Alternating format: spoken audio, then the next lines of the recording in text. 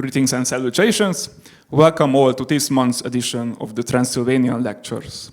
The event aims to create a platform where we can invite renowned academics from all around the world with whom we can discuss themes or topics that are relevant not just for the Transylvanian society, but for the whole intellectual sphere too. My name is Sükös Máté. I am a student here at the MCC's senior program, and the honor has been bestowed upon me to present today's esteemed guests and today's topic too. Thank you very much for accepting our invitations. Please welcome Dr. James Orr, Assistant Professor of Philosophy of Religion at the Faculty of Divinity at one of the world's most prestigious educational institutions, the University of Cambridge. On the other hand, please welcome Dr. András Viski, playwright, local dramaturg, the resident dramaturg at the Hungarian National Theatre here in Kolozsvár or Cluj-Napoca. He is also an essayist, a poet, professor at the Faculty of Performance Studies, yes, at the University of Bábes-Bolyai, and also a lecturer at the Matthias Corvinus Collegium. Today's lecture's theme is academic freedom and public reason, the liberty above all liberties. So let the lecture begin. Professors, the floor is yours.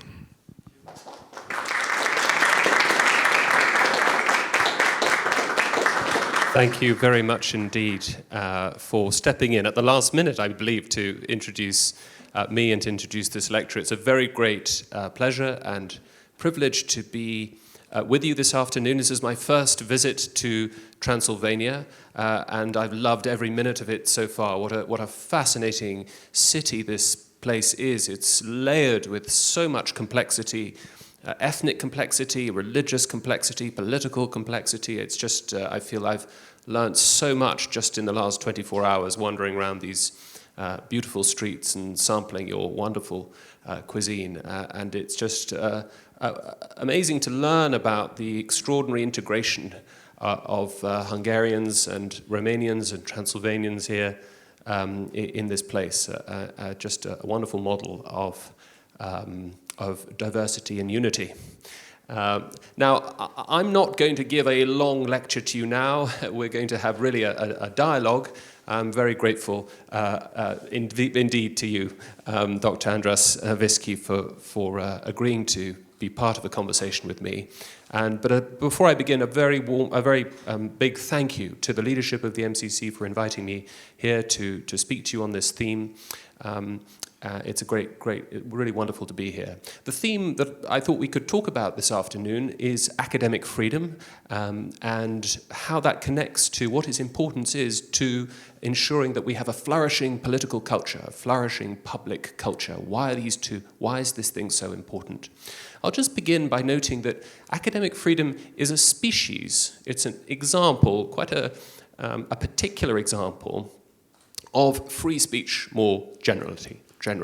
So free speech is a kind of fundamental liberty, a fundamental human right recognized in all the major conventions in human rights over the last 100 years or so. And what I want to do is just kick off by thinking, well, why? Why should we care about free speech as a human right? And then I'll just move on to think about academic freedom as a particular example of professional free speech. And there are slight complexities there. And then I'll start to talk a little bit about why it's become an issue in the West, and why one day and why certainly it has been an issue in the past in the East, and it may well be an issue sometime soon. So why free speech? Well, here are three quick arguments for why it's important to recognize free speech in any healthy, flourishing society.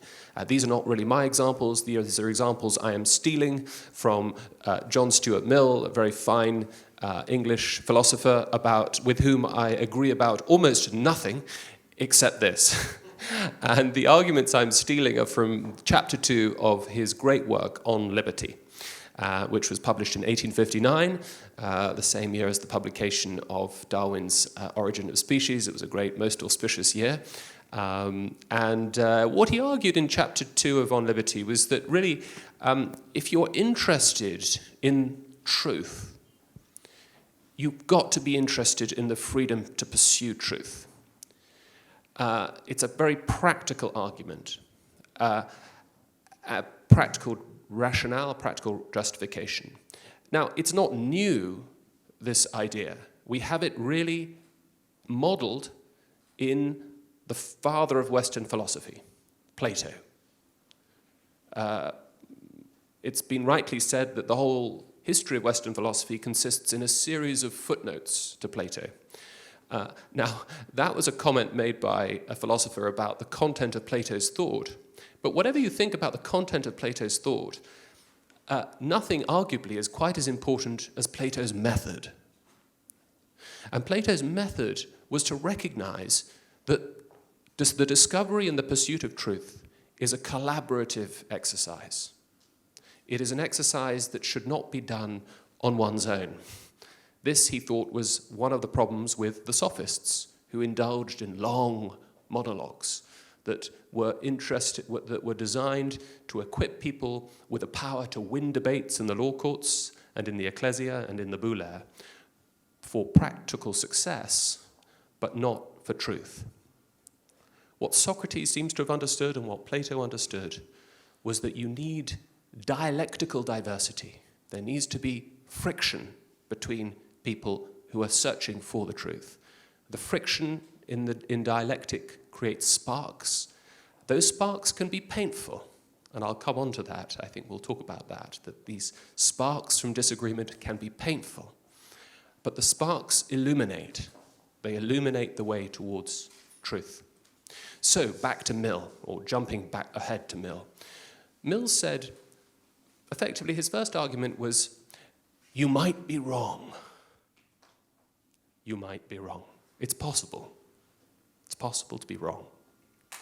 How will you ever know if you are wrong? If you are not allowing other people to suggest that you're wrong and to argue why you might be wrong. That's the first argument. The second argument, you're probably at least a little bit wrong. You may have some of the truth, but it's pretty unlikely that you will have all of the truth. But you're not going to know which bits of your argument are true and which bits are false if you do not expose it to others to scrutinize and work it out. Argument number 3. Quote, he who knows only his own side knows little of that. He who knows only his own side, his own case, doesn't really know it. It's a very subtle, penetrating thought, I think. So even if you are completely right, you will not really know that you are. You will not really understand that you are, feel that you are, live out the truth that you hold, if you have not exposed it to the crucible, in the crucible of criticism, to the glare of examination. And so knowing that your case has survived the best scrutiny will give you confidence and help you to know it even better than when you knew it, than before the criticisms were made. There are many more arguments for free speech, but I'm just going to leave it there. There are some political arguments from the left and the right. So this is not a political argument. There are very powerful arguments from the left as to why free speech is the most important tool for embattled minorities who need to be free to speak truth to power. And there are also arguments from the right these days really to do with the fact that many positions that are associated with conservatism and traditionalism are, just as a matter of descriptive fact, I think, very much in an increasingly small minority, or held by an increasingly small minority, in many, many institutions, and certainly I think, in higher education in Western universities. But what I want to do now is move very quickly on to academic freedom. Now, academic freedom is a professional privilege. A little bit like in England, we have parliamentary privilege. So nothing that you say on the floor of the House of Commons can be the subject of a lawsuit. You can say whatever you like in Parliament, and you can't sue the person for saying that. Now, there are specific reasons why that's important, and we expect, by convention, politicians not to abuse that. But there are certain exceptional circumstances where an MP, a member of Parliament, will stand up and say something that would be legally very risky if said outside that context. Now, clearly, if I was working in a bank here, or if I was working in a cafe, and my boss noticed that I wasn't doing very much work, but that instead I was reading lots of books about 14th century Renaissance poetry, and the boss gave me, after multiple warnings, said, "You're fired." And I say, "But you are abusing my free speech. I want to read and write about 14th century Renaissance poetry. How dare you?" That argument is not going to work. You're not going to win a case in the employment tribunal against your boss. On the other hand, in a university context, if you're an academic, you're a researcher, you could sue and you could win. The idea is that you can't be told what to do, what you should be researching by a higher authority. Now, of course, it's more complicated than that. There are certain collective decisions that any institution of higher learning will make about the broad direction and that the institution wants to take. There are certain difficult questions around how we design curricular content and so on, and that is a kind of collaborative exercise. But fundamentally, an individual researcher and an individual academic has the right to research and to teach as he sees fit. Now, why is that important? Well, back to Mill, its importance is the testing of received wisdom. Continuous testing of received wisdom. Always trying to challenge groupthink. Always trying to challenge a kind of desiccated, dry majority opinion that is getting stale, that is not receptive to new ideas. Now, that is very important because the task of the university is, I think of this in terms of the 3 Ps. The task of any great university, or any university at all for that matter, certainly any university trying to be great or trying to stay great, is the preservation of truth, the pursuit of truth, and the promulgation of truth. We inherit great traditions of intellectual inquiry, and we want to treasure, value, and preserve them. We want to pursue the truth, so it's a retrospective. We also want to pursue the truth. We keep testing. We want to find new ideas. And that pursuit is going to differ according to the nature of the subject, of course. In philosophy, it's complicated.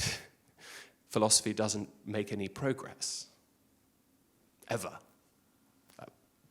That's much debated, but we're still reading Plato and we're still learning from Plato. We are not learning from Aristotle about the structure of the cosmos. So when it comes to the natural sciences, we do make progress. We do move forward. So I would be very happy if my little girl comes home to me and says, "Daddy, we're reading Plato at school." Wonderful. I would be very unhappy if my daughter came home from school and says, "Daddy, we're learning Ptolemy in geography." Ptolemaic cosmography, pre-Copernican geography. This is what we're learning. I wouldn't be happy about that. So the pursuit of truth takes different forms depending upon the discipline, of course. And then the promulgation of truth. So how we explain the truth or offer or excite young people, excite our students to test our understanding of the truth, to take hold of the truth and to pursue it themselves. And what's very important there is that one's very careful about the presumptions that one brings and the neutrality that one has when one's teaching. And that will vary a little bit. So I'm scrupulously neutral, for example, when talking to, say, undergraduates. I think there it's very important to model balance and disagreement. I think with graduate students, you can start to press them a little bit more, and you can take up a corner and get them to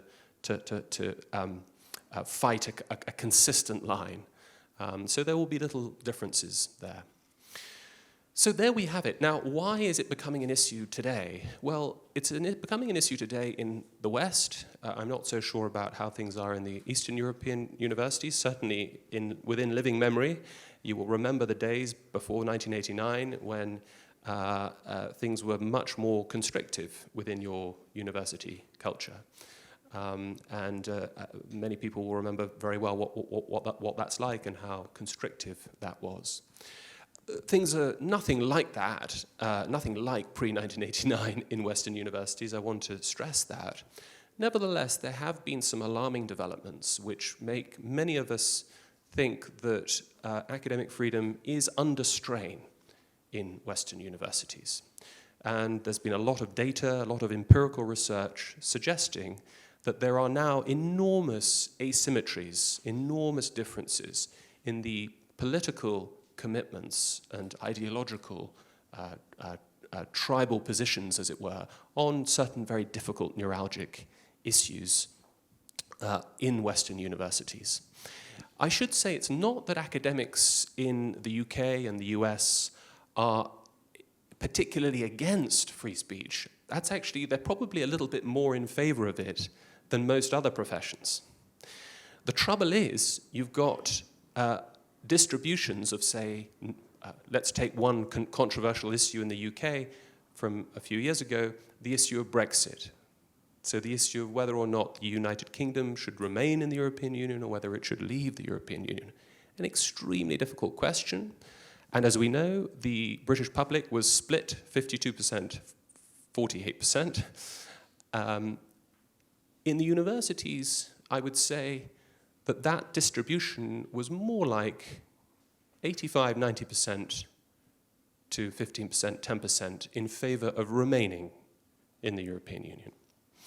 And what happens when you get those asymmetries is you get what's called a spiral of silence, where you effectively have a majority that is past a certain tipping point of maybe 60, 70%, so that the minority of 30% gets even more nervous about, even the 15%, shall we say, is nervous about even saying anything at all. And that silence is interpreted as agreement. And so the 85% think that they are effectively in the 100%. That it's, and therefore, and then when the vote happens, when the vote happened, the Brexit vote happened in June, 23rd of June 2016, there is shock, complete shock. And an inability to understand how 17.4 million people could be so racist and crazy. Including among very distinguished, sophisticated professors of politics, political science, who had all the data. I was at the University of Oxford at the time. You know, these are some of the best minds in the world on these subjects. Very interesting phenomenon and dynamic. Now that's one issue. There are in fact many, many other issues, and some of those issues, though that was a political one, some of the issues touch on questions of identity. So questions about how young people actually feel about who they actually are. This could be to do with sexual identity, whether the membership of sexual minorities or gender or race, all of these very, very difficult topics. And the problem there is that disagreement is very easy to demonize as persecution. So, you know, a classic example of this might be the understanding of marriage. This has been a very big issue in the West. Should marriage be between one man and one woman, or could it be between two men and two women? So this has been a very big question, largely settled in the West. But it remains, the traditional position remains the position of the Catholic Church, and indeed most Christian denominations. And so there's a basic question of religious liberty, basic question of freedom of religion and freedom of conscience in holding to that view, on the one hand. And yet, on the other hand, for many people, the right to marriage, the right to marriage if you are attracted to the same sex, is fundamental. It's part of who you are, part of how you understand yourself.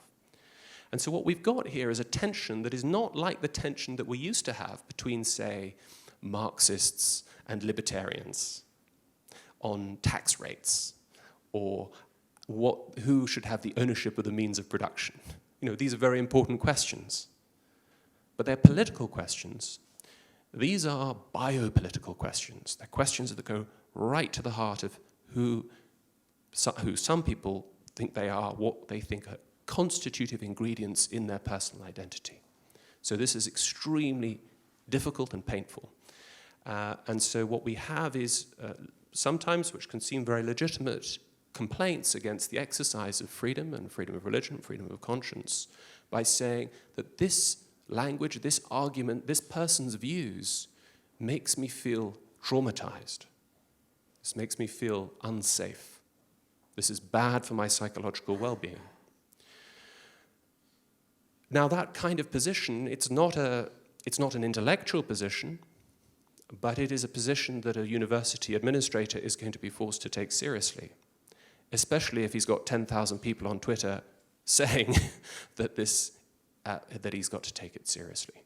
So this is why I think, because of these developments in identitarianism and identity politics in the West, possibly coming to a country near you sometime soon, this is why the issue is taking on a new urgency and new delicacy in recent years. I think I've said more than enough. I think we'll touch maybe in the dialogue on how and to what extent governments can help universities to protect academic freedom. And this is a very difficult question. In the United Kingdom, we're about to pass a piece of legislation that will put an obligation on universities to promote and to champion academic freedom. Now, some people, including me, I would say I am pleased that that legislation is happening, but I am sad that it has come to that point. On the whole, I don't think governments should have anything to do with universities, and I don't think they should have anything to do with prescribing what universities should teach, and so on and so forth. But there may come a point where, in order to secure academic freedom for the public good, for the good of the people who are paying their taxes to the universities, to make sure that they are balanced places representing and modeling good civil public debate, it may be necessary for governments to work out how they can intervene and how they can, to some extent at least, frame freedom within a university context in order to ensure that universities are meeting their duties to contribute to the common good and to human flourishing. Thank you for listening.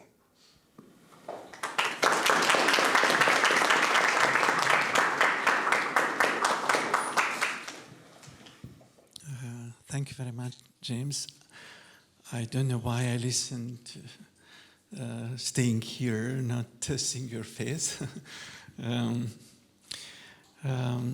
You just mentioned that this is your first visit in Transylvania, and I would like just to underline that what does it mean to live in Cluj, in Koložvár, in Klausenburg.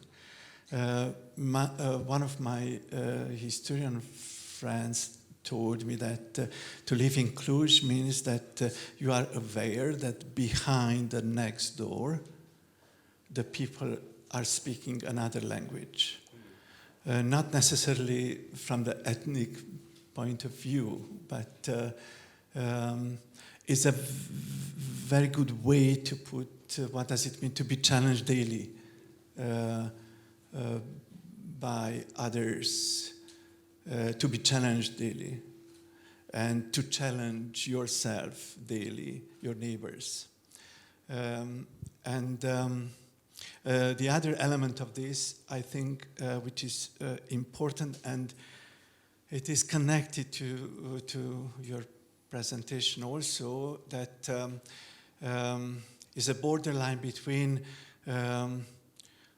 two different Christian theologies, the Western Christian theology and the Eastern one. And your denomination would separate ethnically yourself from the other. So the religion, in spite of the fact that we are speaking about a Christian religion, sometimes is not a bridge in between two different set of meanings, values, the way how our Romanian friends would relate themselves to leadership, for instance, to the time, to the space, etc. So I think that this is the best laboratory to get challenged daily regarding our meanings or your meanings. I prepared few questions for James, but before starting this discussion, I want to encourage you to put your questions. You have these flyers on your, I don't know, on your chairs with a code, and you can then send to me the question. I can read it on a tablet here, and I can censor it. This is the Eastern European type of moderation, the censorship.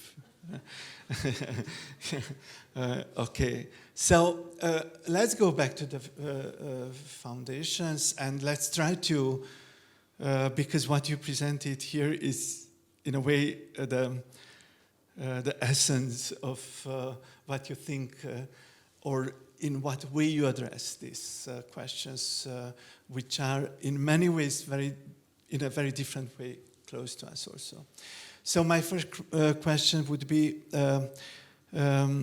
what is the real meaning for you of universitas as Catholicae?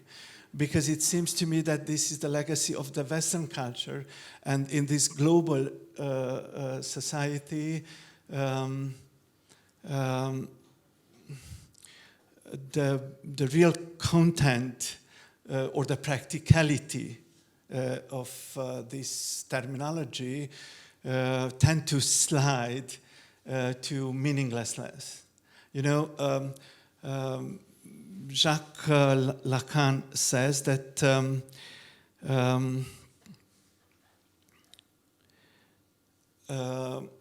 that the creative sciences, including theology, which is many ways is the foundation of the Western thinking, are the most hysterical. And I feel this hysteria now. So, in what way would you summarize the real meaning for yourself as a task, maybe, of universitas? Well, that's an excellent question. Thank you very much indeed. I once did some etymological digging on how universitas emerges as a term, and it wasn't quite what I was hoping it would be, but I now will explain a little bit how I now understand it. But I think originally the idea is that in the pursuit of knowledge, you with an institutional an institutional architecture built around knowledge. The idea was that this knowledge was universal knowledge, that is, knowledge that was universally applicable and that somehow distilled the universe into a kind of intellectual distillate. And so the idea was that at university you could pursue every dimension of the universe, every dimension of reality. You had in the medieval university the trivium to start with, rhetoric, logic, and dialect. Well, rhetoric, logic, and grammar, and then you had the quadrivium, music, astronomy, geometry, and algebra, I think it is. And then you would move on to law, medicine, or theology. This was the sort of standard route. And the idea was that there was nothing in the universe that wasn't touched upon in that, at least in some way, through that process of formation. I think today we are living not so much in an institutional culture that believes in the university as an institutional culture that believes in the multiversity. And that is to say, a culture in which there is a kind of archipelago of autonomous, fiercely autonomous disciplines that do not accept, as Lacan would not accept, that there could ever be a single, comprehensive, unified reality to which everybody in principle has access, but which is objective and given, not subjective and discovered. And I think the great tension, even for those of us who are fighting for academic freedom and think it's important, think it's very, very important, there is a fundamental difference between, say, a Christian university in which, where it is believed, as Harvard's motto used to say, veritas in Christo, or as Oxford's motto, they got rid of in Christo, now it's just veritas. And as we know, once it's just veritas, you can ask with Pilate, quid est veritas? And you're kind of lost, and so you've lost that unifying horizon for an intellectual inquiry. That would, so the criticism would run. Or in the case of Oxford, Dominus illuminatio mea, that is still the motto of the University of Oxford. So that provided, rightly or wrongly, theology and theology's commitment to the divine and a particular understanding of the divine did provide an organizing horizon and an organizing rationale for curricular content, for research and for teaching, which is not the case in our much more secular context today. And so it's very difficult to even think of what might be a single universal horizon in a culture that is much more attracted to postmodernist critiques of capital T truth and secular objections to theological accounts of what the rationale for a higher education institution might be.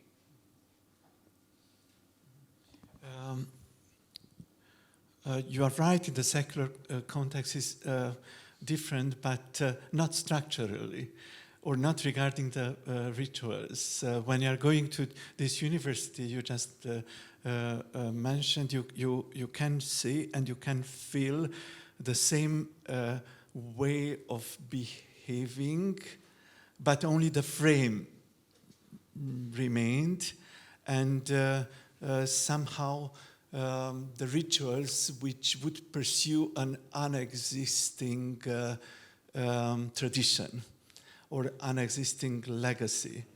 And I'm saying this because you mentioned in your outline also, which I used in preparing my questions, and I will play sometimes the role of advocatus diabolicus. It fits me perfectly. So, you just mentioned the identity politics.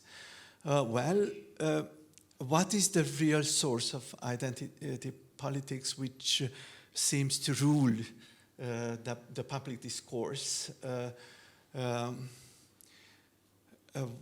Because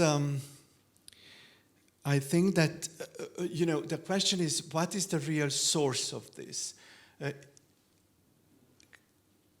It comes from the spirit of capitalism, one possibility, or from the spirit of Christianity, which would encourage you to love your neighbor and to follow acts of positive discrimination. We live here, Hungarians here in minority.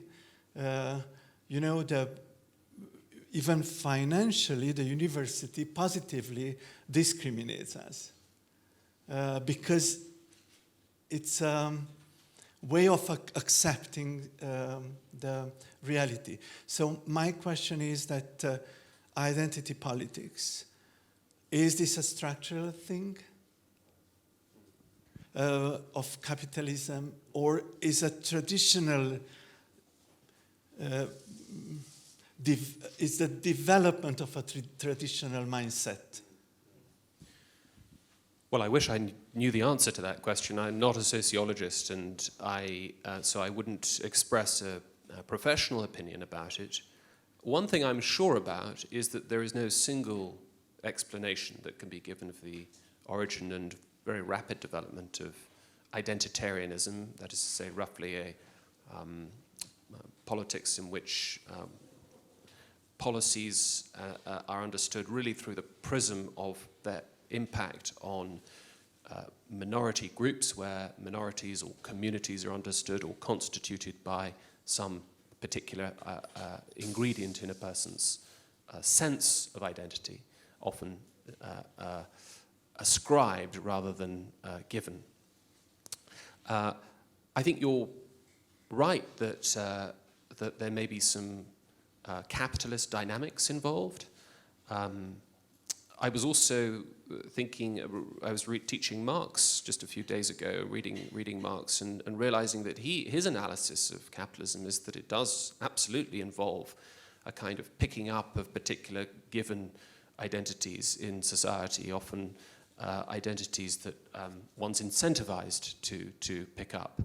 And of course, no one would want to deny that there are social identities, social personae that we take on and modify depending on the context that we find ourselves in. And I think you're right too to identify a Christian element in the valorizing of victimhood. I think this is something that's very important and not ignoble in identity politics. The concern for the victim, a concern for the marginalized. The problem becomes when victimhood status becomes such a powerful political lever and a tool that can give you significant legal and political leverage or protections, then we start to have the incentive structures being changed in such a way that it becomes a good thing to be a victim or to classify yourself as a victim in some way. And I think that's where things have been getting very complicated in legal terms and political and cultural terms in the West. But certainly, though, I've read many different accounts of where this phenomenon comes from. I don't think anyone's got the correct answer. I think there almost certainly there's a sort of there's a very complex sort of tapestry of interwoven explanations that one would have to give. But it's real. It's here. It's not going away.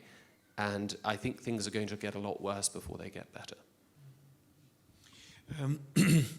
I'm glad that I received the first question, but let's go a little bit further to open up a little bit your thoughts in my understanding. And what I would like to ask you that your remarkable 3 Ps, the preservation, propagation, or promulgation, and the pursuit of truth. If I put on the same page these 3 elements, it seems to me that the truth, it's a little bit like a given common knowledge, because it speaks about preservation. You can can something which it exists and it's considered valuable, right? In order to propagate, you need to have a developed language which would transfer meanings through different borders, culturally speaking, etc., etc. And also the pursuit of truth, which again states an objective existence of truth. Now, again, the advocatus diabolicus, but not only, maybe also it's about myself. The truth means for me the reconsideration of what, who I am, what my society is about to do or to. The preservation is a very complicated question again. Now we reconsider our museums and former values are being thrown out through the window, etc. And I noted here the question of Pilate. What is anyway the truth?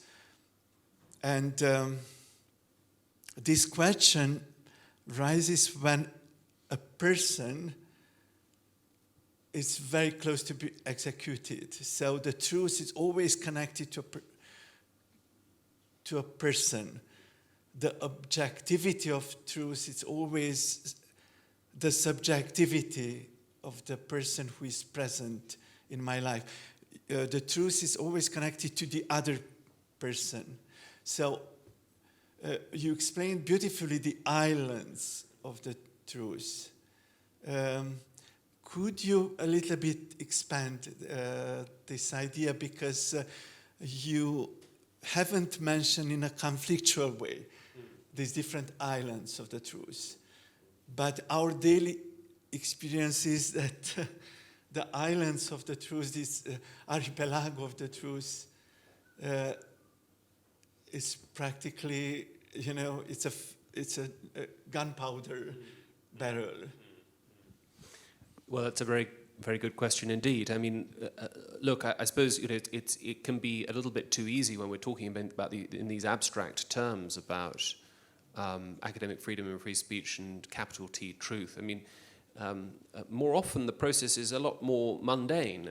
If we're looking at a complex period of history of a few decades in, say, of the Habsburg Empire, what counts as truth? Well, historical truth is going to have, I suppose, different standards of evidence, different standards of dialectical success. The truth, whatever is decided upon as true, is inherently provisional. It is open to being tested by a future generation of historians and so on. On the other hand, if we're talking about sociological truth, well, then you're looking at, well, what counts as the best kind of methodology, the best theory of how we account for social change and so on. And all of these questions will be open to, again, they will be provisional. If we move to the STEM subjects and mathematics and the sciences, well, things get more complicated in mathematics, in pure mathematics. There is capital T truth, theorems. Theorems are, by definition, true. But no one tends to be too worried about the freedom to pursue pure mathematics. That's not going to be threatening culturally or politically. So we have this difficult issue where the truth that we can all agree on is the one truth that doesn't actually, nobody minds about at all, but it's the truth that we can't really agree about. This is where it's more difficult and more threatening. Now, one advantage of living in a relatively, shall we say, culturally or intellectually homogeneous society, that needn't, of course, mean ethnically homogeneous. I mean, think of the United States. That is or until recently anyway, was a remarkably unified and homogeneous culture.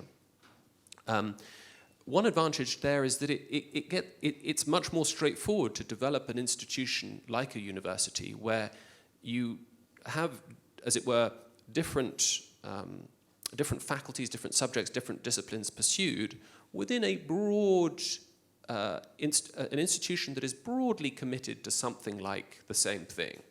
I mean, it's broadly committed to the truths enunciated in the Declaration of Independence and the US Constitution. It's broadly committed, with a few dissenters here and there, to Enlightenment values of reason and liberty and justice and so on. And similarly, within a medieval university, or a university that can trace its roots back to the medieval period, again, you've got a broad consensus as to what the university is for, even though it's been a very long time since you had to be a member of the Church of England to go to Oxford and Cambridge.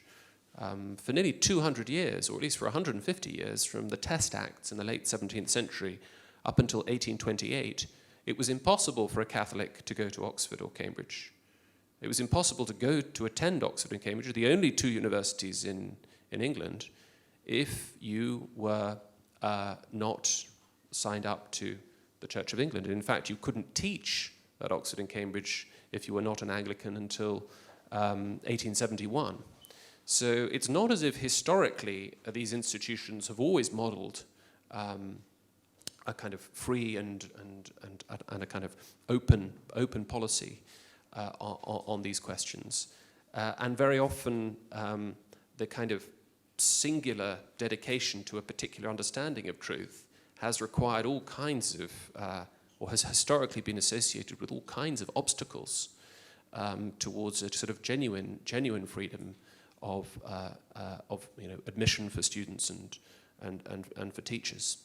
So it's a big challenge in a secular era where we are supposed to be agnostic or quiet about our deep metaphysical commitments. This is John Rawls, the great American political philosopher and author of A Theory of Justice, 1971, probably the most influential political philosopher in the English-speaking world by far, who insists that in any maximally just society, we must bracket, we must pretend we do not have fundamental metaphysical commitments in order to have a kind of procedural neutrality in the public square. And this is what is going to oil the wheels of a just society. And that's a striking claim, because those presumptions and those commitments might be religious ones, but they might be aggressively anti-religious ones. They might be aggressively Darwinian presumptions. And so as soon as we sort of separate those deep commitments, try to bracket them away, it starts to become very, very difficult to imagine, how we would act and how we would think about justice in such a procedurally neutral space. One's view about justice is always going to be shaped by one's deepest commitments about the fundamental nature of reality. Well, very often, and certainly historically it has been. In fact, Plato's Republic is a dialogue which is trying to answer the question, τι εστι δικαιοσύνη, what is justice, with a long conversation running over 10 books that assumes that, gives very little time to the idea that being able to answer that question, being able to come up with any understanding of justice, could be separated from our deepest metaphysical commitments. The Republic is an extraordinary roller coaster in metaphysical commitments as an attempt to answer the question about what it is to live in a just society. Yet we are now today is told, this to the dominant orthodoxy of our day in the English-speaking world, is that to get to a just society, you've got to forget about the deep stuff. Now, let's try to switch our perspective to the daily experiences of a citizen. What is your opinion regarding how the academic discourse would influence the political discourse? I'm asking this because it seems to me that sometimes the academic discourse is a remote laboratory of language, terminologies, meanings, etc. And in the public discourse,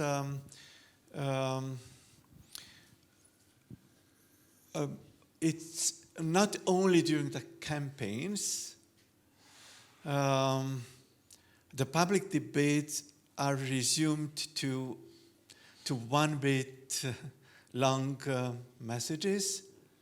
So I think my feeling is that the politics is following the PR language of the big companies, which want to simply sell things. Do you believe that academia could come back on that public stage and to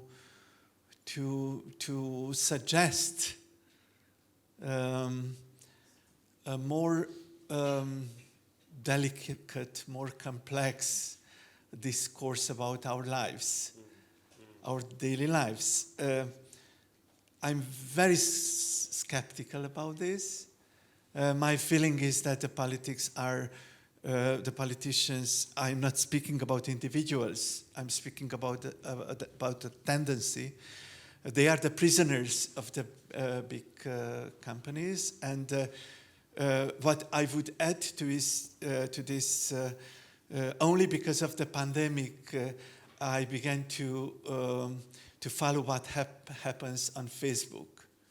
And it was a big revelation for myself to realize that the Facebook would show up the real content of the human soul.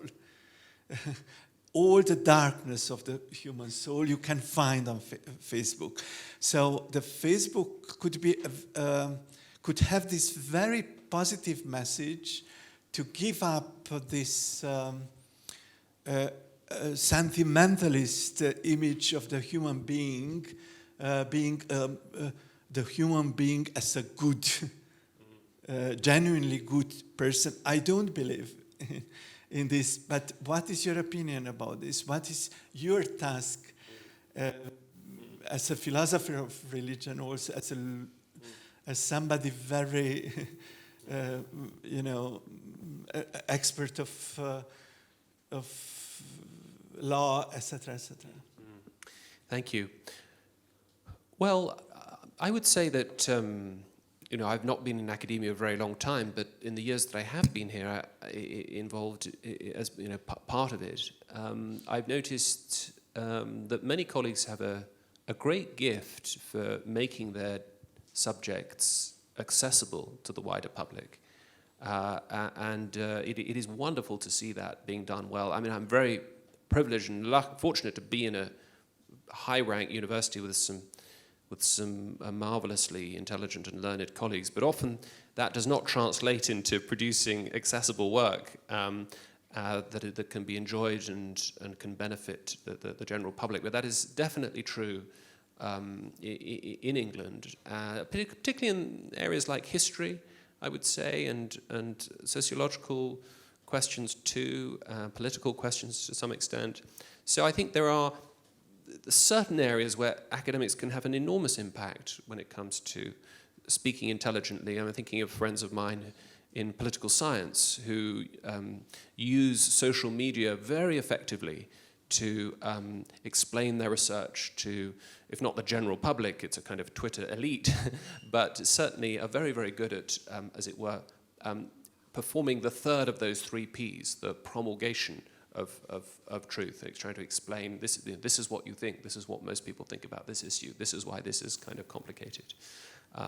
But we've seen that develop a great deal in the last 10 or 15 years as the big gatekeeping institutions of the big newspapers or the BBC have weakened their grip on the news and on analysis. So the rise of podcasts, for example, has been an incredible development, and that has drawn a lot of brilliant intellectuals out in a space that is not dominated by the big corporations. Yes, of course, there are adverts and so on and so forth, but often these things are run from somebody's bedroom or from a tiny little studio.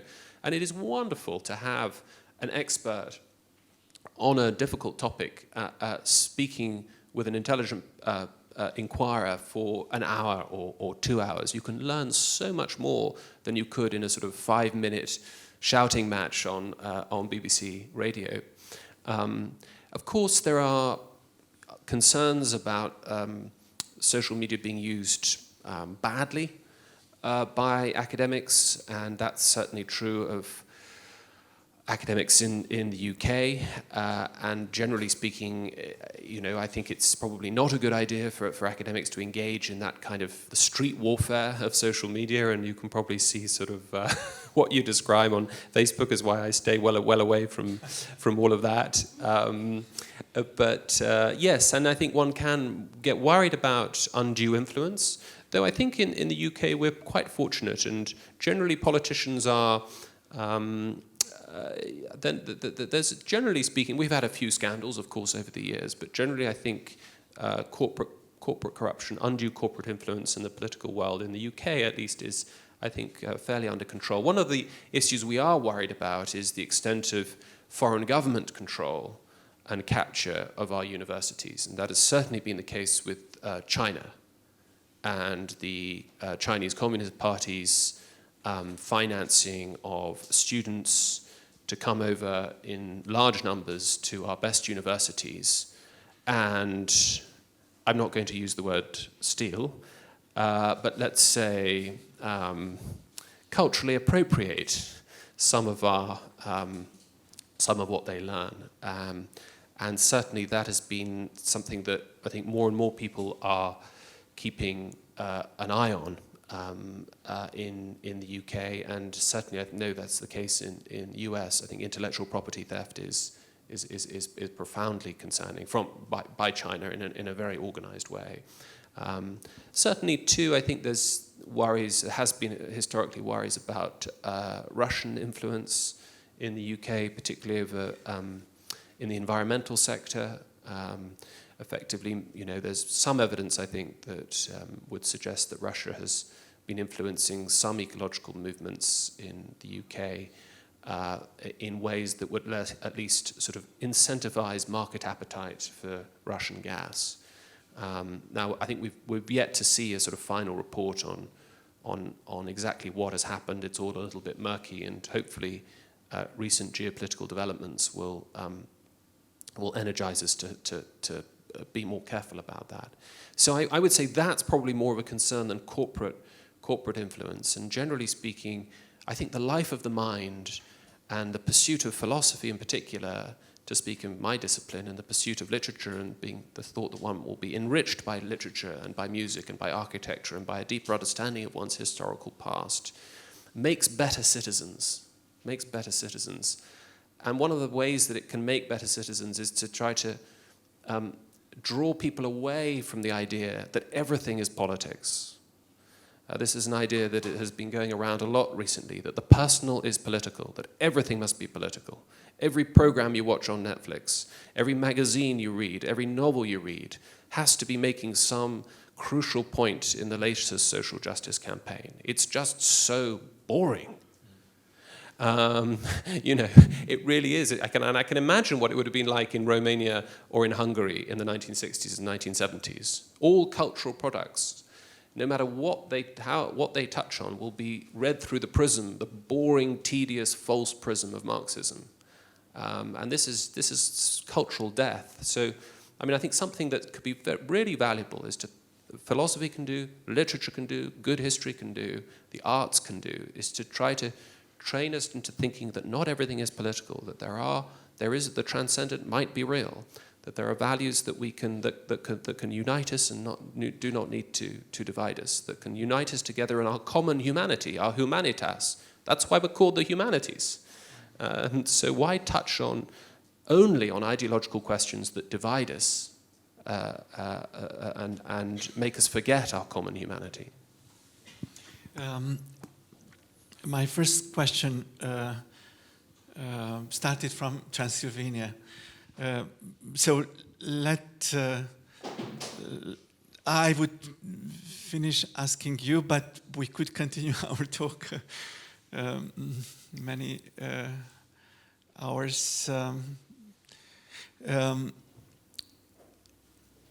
it always been a difference in between the insular and continental discourse, both in politics, arts, philosophy, religion also. What is your opinion about the reality of the Brexit?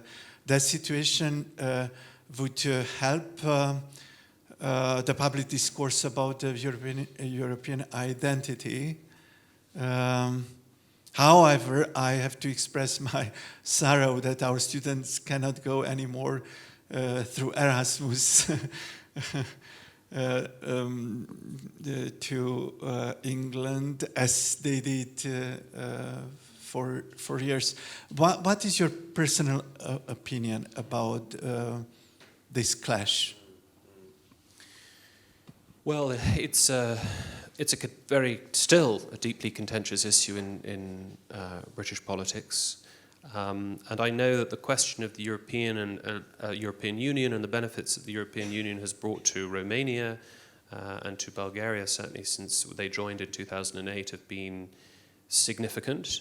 I know that there have also been worries. We have worried, some of us anyway, in the UK about the question of immigration in the European Union and the free movement of persons.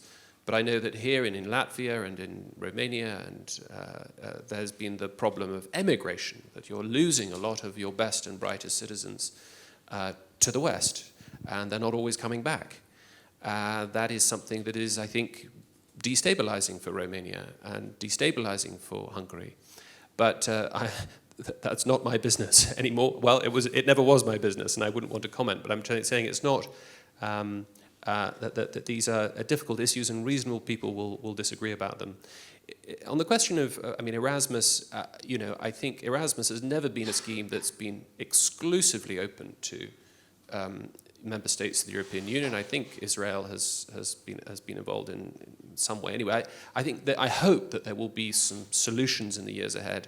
I don't know the details of Erasmus, but I hope that there will be some solutions in the years ahead that will allow us to welcome as many university students from the European Union as possible. And there are difficult questions over visas and so on, but that shouldn't be such a problem with Erasmus. I think more generally in terms of the higher education sector, in the UK, we do higher education very, very well. We have, I think, 4 universities in the top 10 in the world, and I think we have about 8 in the top 40 or 50. The European Union combined in the top 10 has got 0, and in the top 40 has got 0. And I don't know why that is, but the argument before Brexit was that our university system is going to collapse if we are not part of the European Union. I could never understand this argument.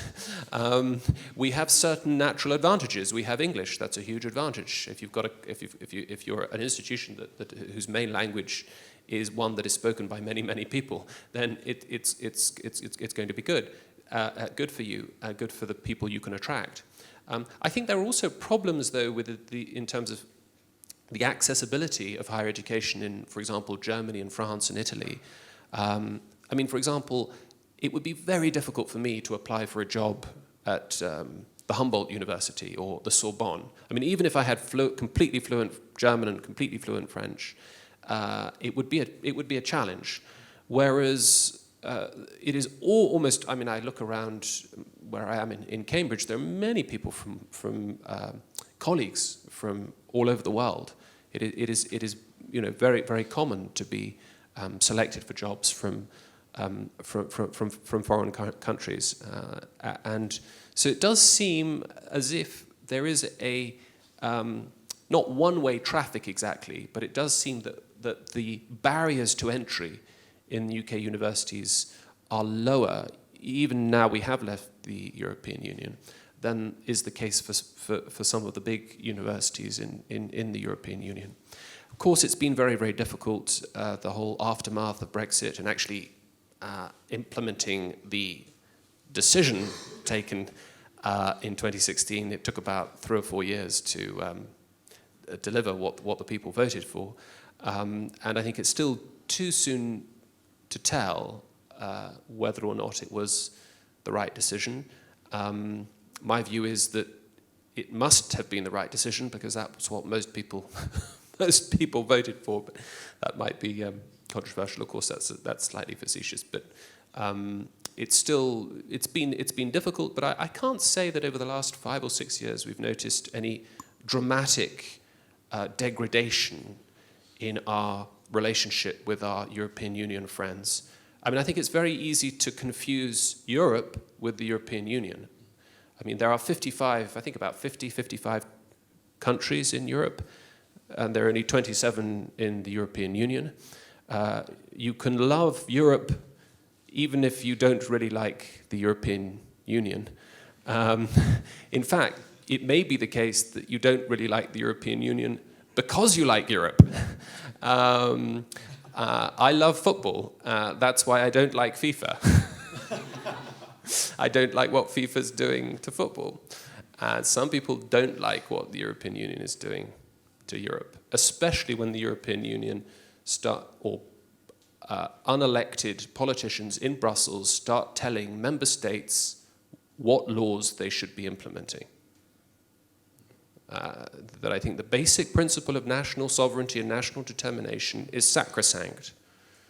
And unelected judges and unelected politicians and any of the 5 presidents of the European Union, whose names hardly anybody knows, should not be telling democratically elected governments how they should be running their countries.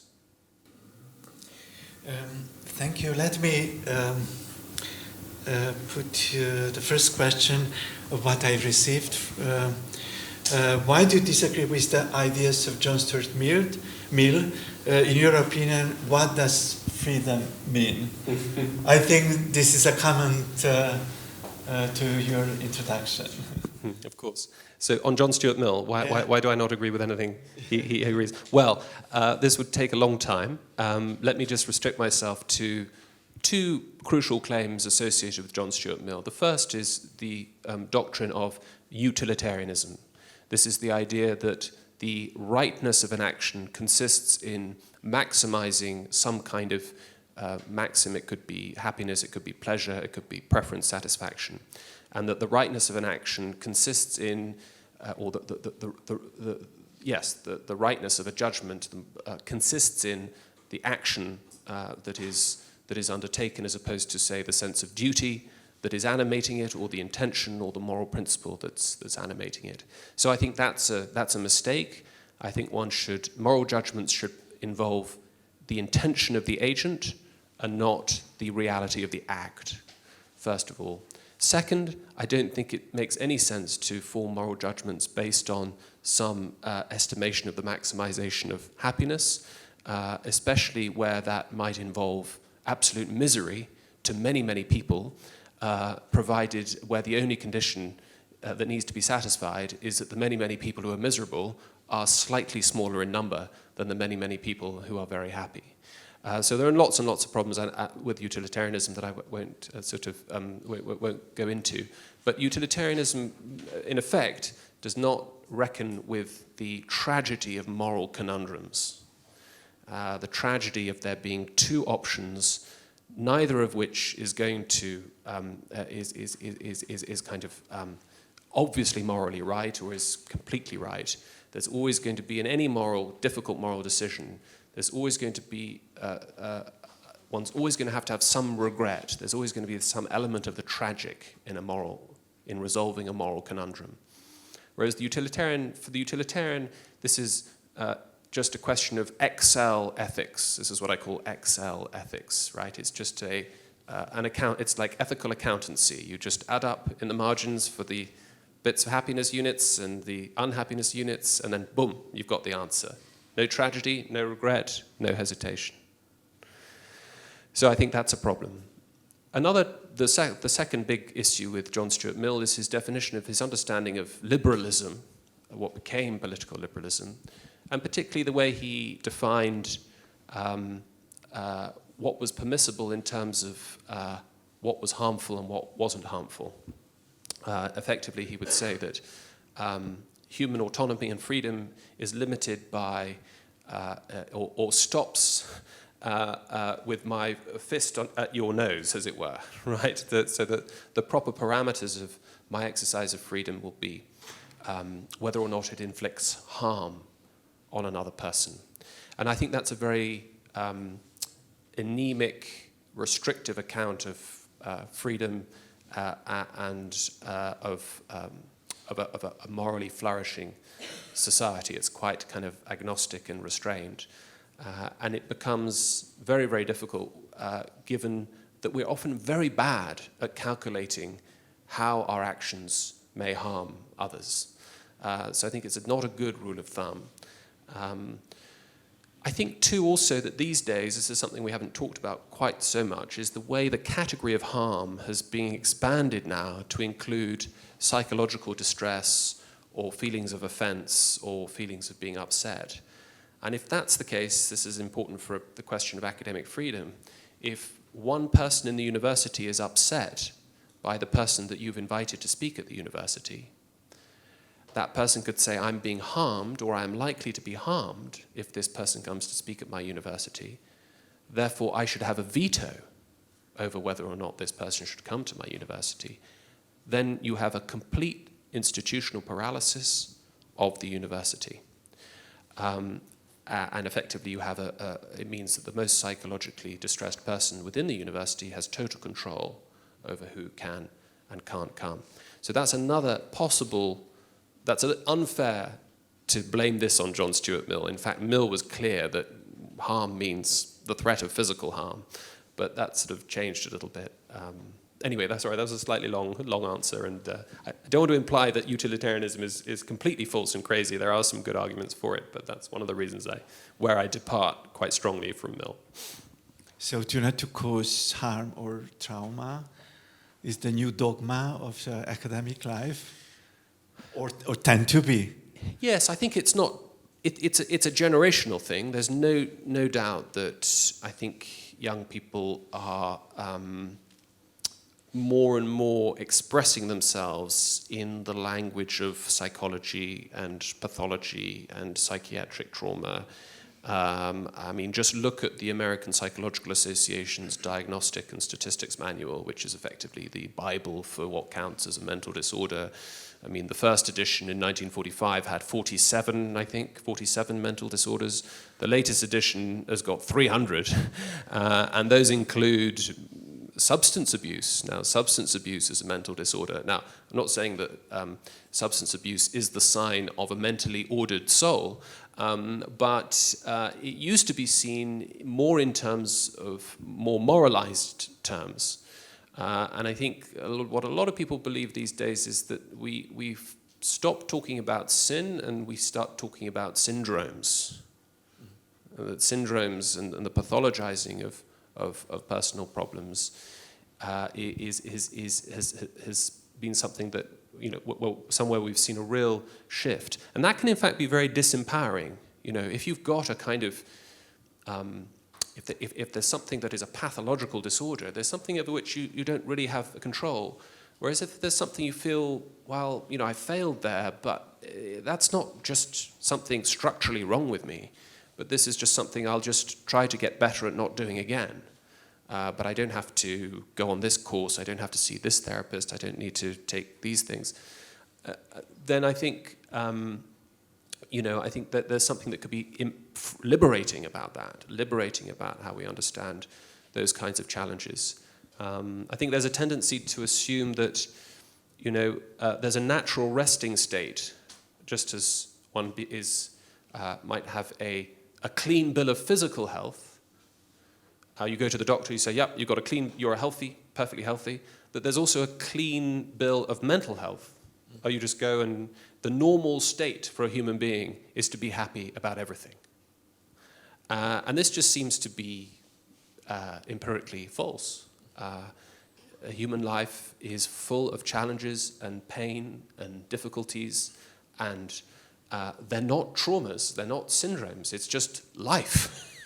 And we need to be training our young people into realizing imaginatively and in a way that and resiliently to understand that life is difficult and life doesn't owe you anything, and that you can't just change the world by willing it to change. And I think that's something that we should be encouraging in our young people. Let me continue with the next question. Is there a link between freedom and responsibility? If yes, how do we apply this to academic freedom? Well, that's a very good question indeed. Freedom and responsibility, I would agree with Immanuel Kant here that ought implies can. That is to say, the language of responsibility implies that you are free. It makes no sense to say you ought to do this or you are responsible for that if you are not in fact free to do anything other than that, or if you're not free to do that. So there is obviously a close connection between moral responsibility and the ability to act freely. When it comes to academic freedom, and if I'm speculating correctly as to what the question it might be about, yes, there would be irresponsible ways of exercising one's academic freedom, unnecessarily provocative ways, perhaps. And yes, one has to exercise one's professional judgment. Academic freedom is a professional freedom, so one should be applying one's expertise and one's good judgment. Nevertheless, it is one's own judgment, and it should not be open to some committee of colleagues or some other colleague to say that that your judgment is wrong and their own judgment is right, and that you shouldn't have been pursuing this line of research, you should have been pursuing this line of research. So, as with parliamentary privilege, it would be very easy for a member of the House of Commons in England to get up and slander and defame many, many people. It's perfectly possible. But responsibility is attached to that. And so one simply got to hope that is cultivated. And generally speaking, the system will tend not to select irresponsible mavericks. People who are willing to abuse and say outrageously provocative things. Having said that, sometimes, there will be academics who say outrageously provocative things. I mean, I think of, we were talking last night about Slavoj Žižek. Žižek says some outrageously crazy things. And everybody loves him, even if you can't stand the sort of Hegelianism and you can't stand some of his ideas. But I mean, he's very useful to have around because it just keeps, stretches the parameters of what's plausible. It tests the limits of the sayable. It provokes, it stimulates, and often it catalyzes reactions, and that may well end up in the conclusion that Slavoj Žižek is an idiot. Who knows? Or some people thinking that. But the point is that there's a kind of this is Socrates used to say of himself, I'm a gadfly. I'm a gadfly, like this horrible mosquito that everybody hates, everyone wants to swat, and in the end they put him to death. I mean, that's how provocative and irresponsible they found Socrates. He's destabilizing the polis. This is irresponsible. Well, yes, I mean, he probably was in lots of ways. He probably was introducing a kind of agnosticism about civic religion, an agnosticism about the usefulness of the sophists and so on. But that was part of his value, of his value to the development of philosophy, and if they'd listened to him, to the flourishing of the Athenian polis. You mentioned that at least for the Western universities, there is a skewed proportion of representation for progressive or left-wing discourse.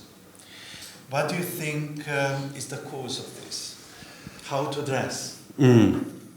Yeah, so I think the data is clear on this. I mean, virtually all the surveys I've seen done and there've been an awful lot done in the last 5 or 6 years,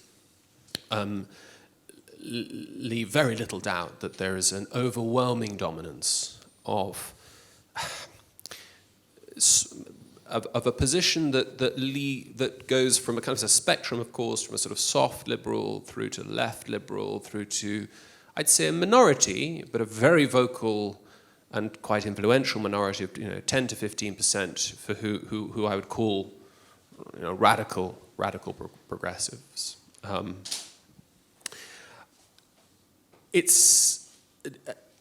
not the person to answer the question, how is it that academia has ended up like this?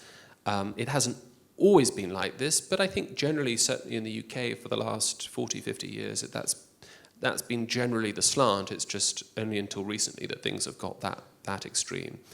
And I'm not sure. The answer would certainly, I think, have to do with some of the disciplines involved within the humanities. So the question might not be why is it that the universities have turned out like this? It might be why has sociology turned out like this? Or why has English just turned out like this? Why has literary theory turned out like this? So I'm not sure of the answer to that. It could be that on the right there is a skepticism towards perhaps the life of the mind, a kind of anti-intellectualism perhaps, or perhaps a strong preference for the political life or for money-making or for some of the other professions, which is perhaps not true of the left, particularly those on the ideological left who I suppose, are in love with ideas and in love with understanding deep social problems and so on. That might, I think, account for some of it, but I don't know the answer to the question. But again, as with the question about identity politics, we know it's here. We know what the data is. We know what the snapshot. We know what the distributions are roughly, and even if we're not clear as to how things have, what are the mechanisms that have brought us to this point. If I'm not wrong, I don't have more questions on my tablet, and the time also is running out. Dear James, I hope that your visit to Transylvania, it was not very traumatic for you. And, but if it's so, let's keep in touch and continue our discussion. Thank you so much for coming and for sharing your thoughts. I'm sure that we have common meanings and tasks to pursue and truth to find and to share. And thank you for everybody for coming, and your presence is very valuable for us always. So we will stay, I think, a few minutes here. You can approach James to put more tough questions to him. So thank you so much for being through. Thank you.